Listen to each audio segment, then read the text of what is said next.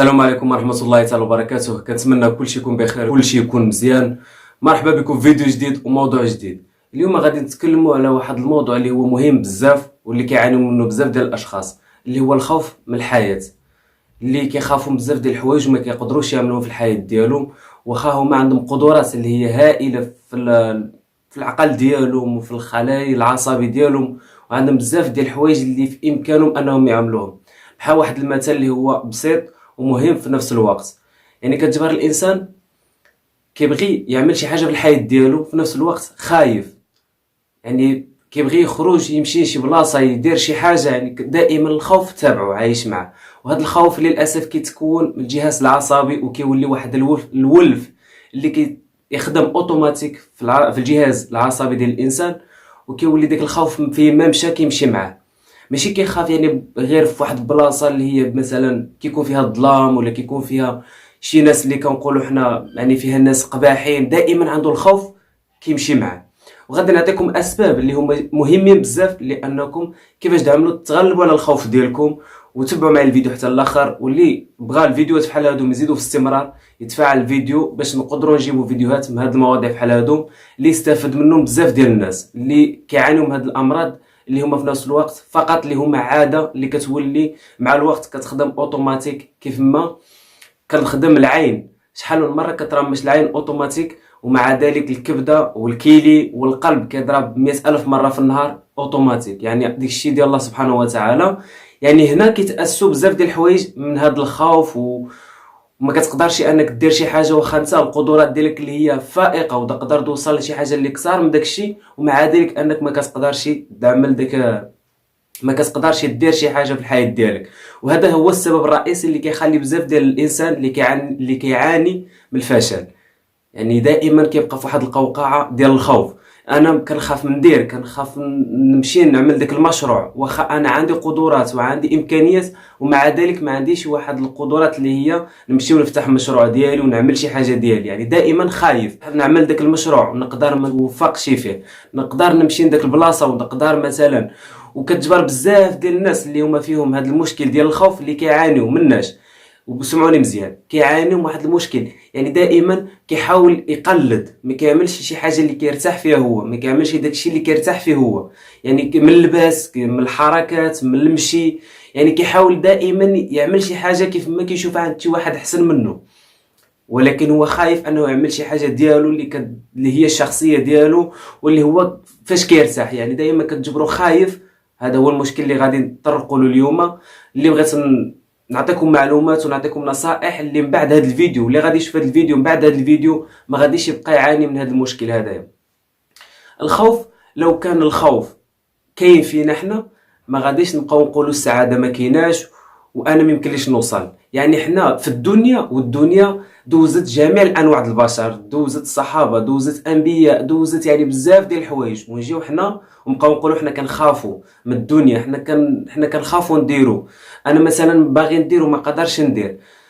السعاده راه ما يمكنش انها تكون السعاده وما يكونش الفشل وما يكونش الخوف وما يكونش بزاف من هاد الامور بحال هذه. ولهذا اسمعني، انت اللي كتخاف ولا انت اللي كتعاني من هاد المرض ولا من هاد الولف اللي هو كيولي في الجهاز العصبي ديالك انت، باش تحيدو، واللي كيميلوا بزاف ديال الناس اللي كيعانيو من هاد الخوف وكيميلوا بزاف ديال الحوايج بحال مثلا التدخين، وكيميلوا المخدرات، وكيميلوا بزاف ديال الامور فقط باش يحيدوا منهم داك الاحساس. وفي نفس الوقت بزاف ديال الناس كنسولهم كنقولوا مثلا انت علاش كتستعمل المخدرات ولا علاش كتستعمل التدخين، يعني اللي هو عادي، كيقول لك باش نرخي الاعصاب ديالي. وفي نفس الوقت بطبيعه الحال وانا براسي يعني حتى اكتشفت هاد المواضيع بداك الشيء علاش حاولت ان نعطي واحد الفيديو اللي هو مختلف واللي يكونوا فيه بزاف ديال النصائح اللي هما مزيانين واللي يفيدوكم حتى نتوما ويفيدوني حتى انا معكم. يعني نتحاور معكم نتوما كأنا كنهضر مع نفسي. يعني هذا هو المشكل الاساسي. يعني ملي كنكونوا في الخوف كنتحاولوا هاد العاده اللي هي سيئه وكتولي حتى هي اوتوماتيك في الجهاز العصبي ديالنا، وكتولي عاده سيئه. يعني فيها الخوف وفيها المخدرات وفيها بزاف ديال الحوايج كنبقاو نعملوهم باش نحاولوا نساو داك الاحساس اللي فينا، ومع ذلك ما كيتبدل حتى حاجه، وقد ما كيتزادوا المشاكل في الجهاز العصبي والعقل ديال الانسان، وكيولي كيعاني من واحد الاضطراب، ما كيبقاش كيركز مزيان، كيمرض بالزهايمر، ما كيبقاش عنده واحد الوضوح في الرؤيه ديالو، يعني كيولي كيعاني بزاف ديال الاضطرابات، واللي هما الاسباب ديالهم اللي هما الخوف. حنا علاش غادي نخافوا الله عز وجل؟ يعني فوق منا كاملين، هو القوي، هو الجبار. يعني هو الا حسيتي بهذا الاحساس بحال هذا وكان فيك هذا الخوف، ابسط حاجه يمكن لك تحارب بها النفس ديالك، حيت حنا كل واحد مسؤول على النفس ديالو. النفس ديالك انت كتكون بزاف ديال المراكز، والمركز الاول دائما كتحاول تقول لك دير، انا خصني، انا باقا، يعني دائما كتقول لك ارى. ولكن في نفس الوقت اذا خدمت العقل ديالك قادر تسيطر عليها، قادر تسيطر على النفس ديالك. واخا تكون كتعاني من الخوف، واخا كتكون كتعاني من عادات سيئه، واخا تكون كتعاني بزاف ديال الحوايج اللي كيف ما قلت لكم ضروري انك تتغلب عليها. وهذا الشيء هذا الا بغيتي تتغلب عليه سهل، سهل بزاف. انك تحاول تقرب من الدين ديالك، تحاول تقرب من الله سبحانه وتعالى، تحاول انك تحافظ على واحد الدعاء دائما تبقى تدعي الله سبحانه وتعالى. حاول تقرب من الله سبحانه وتعالى، وكن اكيد باللي هذا الخوف غادي يزول منك. وغادي لا كنتي كتدخن ولا كانوا عندك بزاف ديال الاسباب اللي هما كيخليوك كتحس بالشخصيه ديالك ضعيفه وما قدرش دير وكتخاف انك توصل، احسن حاجه تعمل هي انك تقرب من الله سبحانه وتعالى. كيف ما قلت لكم بزاف ديال الناس كيعانيو من التدخين. واحد الفكره اللي هي التدخين كيسبب بزاف ديال الاضرار على الجسم ديال الانسان، سواء تدخين عادي ولا المخدرات ولا هذه، يعني كيستهدف اكبر جهاز عصبي عند الانسان اللي حنا كنقولوا داك الجهاز العصبي. انا كنتعصب الا كميت غادي ارتاح، ولا ما راه في اخبارك اذا كميتي قد ما كيزيد يخدم داك الجهاز العصبي وكتولي كتعصب اكثر ما كنتي، يعني دائما كتولي مضطرب، ما كتبقاش التركيز ديالك اللي هو 100%. يعني كيقول الجسم السليم في العقل السليم، هذه بزاف ديال الناس كيعرفوها. والخوف اخوتي هو الحاجه الاساسيه اللي كتخلي الانسان انه يتعرض لهاد المشاكل بحال هادو، ويتعرض بزاف ديال العادات السيئات في الحياه ديالو، وكيبقى عايش بحال هكا حتى كيوصل لواحد السن معين وكيجبر راسو ما عمل حتى حاجه بالحياه ديالو. بزاف ديال الحوايج في الحياه ديالو كان كيتمنى انه يوصل لهم ما وصلش بسبب ديال الخوف. حنا جينا لهاد الدنيا باش نكونوا واحد الانسان، يعني حنا احسن بزاف ديال، يعني البشر راه احسن مخلوق على الكره الارضيه، واللي حب الله سبحانه وتعالى. يعني حنا خصنا نحاولوا نخدموا العقل ديالنا ونخدموا الافكار ديالنا والنفس ديالنا، اللي هي اكبر عدو للبشر هي النفس ديالو، اللي النفس الاماره بالسوء كيف ما كنعرفوا جميع.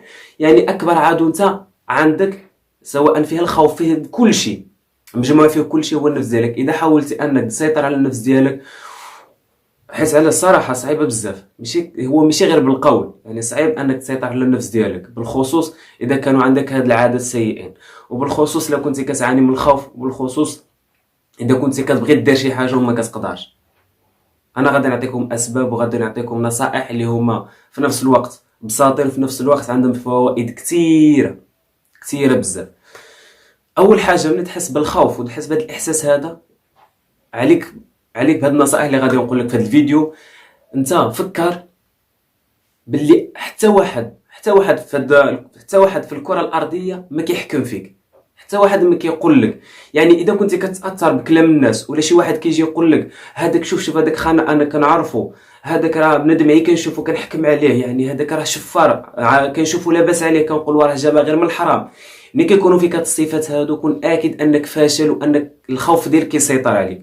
ولكن اذا حاولتي انك تخرج من هاد القوقعه بحال هادي، ما عليك الا انك تقول انا نقدر ندير ونقدر نوصل في الحياه ديالي. واذا كنتي باغي تعمل شي مشروع ما تخافش، وتحدى النفس ديالك وفتح داك المشروع وتوكل على الله الحي الذي لا يموت، وان شاء الله غادي تحدى الخوف ديالك وغادي تكون مزيان. وفقط انك تحاول تعوض النفس ديالك اليوم وغدا حتى كتجبر راسك تحسنتي بواحد المقدور اللي هو كبير بزاف. يعني فقط الجهاز العصبي ديالك كيبقى يتبروغرام على هذا الاحساس وكيحيد الخوف شويه بشويه حتى كيزول الخوف. هذا هو السبب الرئيسي. ودائما تفكر باللي كاين الله سبحانه وتعالى فوق من كل شيء، يعني ما عندك علاش تخاف، خاف من الله سبحانه وتعالى. اما الخوف اللي فيك انت انا نبغي ندير وما نديرش، هذا زولو. ثاني حاجه غادي نتكلموا على هذه العاده السيئه اللي هي التدخين. وانا غادي نتكلم معكم في هذا الفيديو ابتداء من اليوم، كنتكلم معكم في هذا الفيديو وتانا استفدت بزاف من النصائح بحال هادو، حاولت اني نهضر معكم في هذه النصائح باش حتى نتوما تقدروا تغلبوا عليهم في الحياه ديالكم. التدخين اللي هي اكبر عاده سيئه واكبر ضرر للانسان سواء في الدنيا ولا في الاخره. كتمشي كتشري سيجار، كتشري كارو، بهذا المصطلح هذا كتشري كارو، كتمشي كتستعملو، كتكون معصب كيزيد يعصبك واخا ما كتحسش، كيزيد يعصبك وكيزيد ينرفزك، وفي نفس الوقت كيستهدف الريه وكيستهدف القلب وكيستهدف اكبر جهاز عندنا هو التخزين الذاكره. ملي كيستهدف هاد الاجهزه بحال هادوما كتولي كداوم عليهم اليوم غدا اليوم غدا اليوم غدا وانت كتنقص. واكبر مشكل العجز على الجنس، ما كتبقاش تقدر تكون في داك الحيويه والطاقه ديالك. سمعوني اخوتي الناس اللي كتدخن وكتستعمل المخدرات وبزاف من هادشي هذايا، وكنتمنى هاد الفيديو يغيركم ويغير منكم عي شويه ويخليكم انكم تفكروا باللي تحاولوا تزولوا هاد العاده السيئه وتبدلوها بشي حوايج اللي هما مزيانين في الحياه ديالكم. حتى انا مريت بهاد التجارب وداكشي علاش حاولت اني نتكلم معكم في هاد الفيديو على هادشي هذايا باش تحاولوا نتوما تزولوا منكم هاد الطبيعات بحال هادو، بالخصوص الخوف وهذا التدخين، وانكم تقدروا توصلوا في الحياه ديالكم وما تبقاوش تشائموا وتقولوا انا ما عنديش وما يمكنليش ندير. انتينا عندك اكبر قدرات في الطاقه ديالك الجهاز العصبي، اكبر قدرات عندك في العقل ديالك، في الذاكره ديالك، في الشخصيه ديالك، عندك بزاف ديال القدرات انك تقدر توصل. وما عمرك تسمع الهضره ديال الناس ولا يجي شي واحد ويقول لك انت فيك وفيك ومع ذلك تصنت له وتبقى تقول انا فعلا في داك الشيء هذاك اللي كيقول داك الانسان، حيت حتى حاجه ما يمكن يعرفها شي واحد من غيرك انت. شنو كتمثالك في الشخصيه ديالك وشنو كتمثالك في العقل ديالك، يعني حتى واحد ما يمكن يدخل فيك انت ويعرف شنو عندك في التكست ديالك في العقل ديالك من عاده انت. التدخين حاول انك تقلل منه ولا تزوله، يعني فقط هي واحد البرمجه كيديها الجسم وكيديها العقل وكيديها الجهاز العصبي اللي كتحكم في الانسان كامل وكتحكم فيه في الاعصاب ديالو، كتحكم له في الميموار ديالو، كتحكم له في اي حاجه. شنو هي اكبر جهاز في الانسان؟ هو الجهاز العصبي اللي كيعطينا الهرمونات، اللي كيعطينا الهرمون السعاده، كيعطينا الهرمون ديال بزاف ديال الحوايج من هذا الشيء هذا اللي كنتكلموا عليه. يعني حنا كنحاربوا داك الهرمون وكنحاولوا ان نغيروه فينا حنايا. داكشي علاش كنوليو كنعانيو بزاف ديال الامراض بلا ما نردوا البال، وكنوليو كنعانيو من الاكتئاب والخوف وزيد من هادشي هذا. ولكن اللي غادي يحس، اللي كيحس بهادشي هذا فقط، اللي هو مدوز هادشي هذا، هو اللي غادي يحس بهادشي هذا اللي كنتكلم عليه انا. المهم اخوتي، بزاف ديال الناس كيعرفوا التدخين باللي هو مضر للصحه ومضر بزاف ديال الحوايج اللي هما في الذات ديالنا حنا كالقلب، كمرض الصدر، يعني بزاف ديال الحوايج. وكنتمنى هذا الفيديو يغير شي حاجه من هذا الشيء هذا اللي كنتكلم عليه، يغير بعض الناس، ويحاول ان حتى لما غيرش الناس يحاولوا يستافدوا معايا في هذا الفيديو هذا. وتسناو الفيديو الجاي ان شاء الله اللي غادي يكونوا فيه نصائح. اذا تفاعلتوا مع هذا الفيديو غادي ان شاء الله نزيدكم نصائح اللي هي تفيدكم اكثر واكثر، وغادي نحاول اي حاجه عرفتها نبارطاجيها معكم نتوما كاصدقاء ديالي ولا كلي فان ديالي ان شاء الله. بلا ما نطول عليكم في هذا الفيديو، تسناو الفيديو الجاي ان شاء الله، والسلام عليكم ورحمه الله تعالى وبركاته.